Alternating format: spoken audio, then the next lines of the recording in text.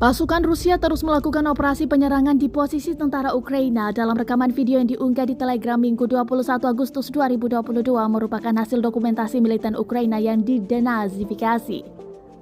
Mereka kaget saat melihat kondisi tempat persembunyian dihancurkan, tank atau kendaraan lapis baja dirusak, dan seperangkat amunisi dihancurkan. Hal ini diakui pasukan Rusia yang telah merusak peralatan militer Ukraina itu.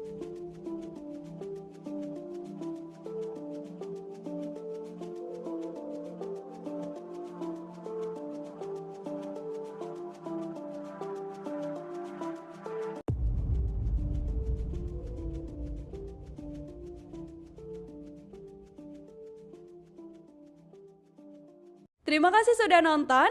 Jangan lupa like, subscribe, dan share ya.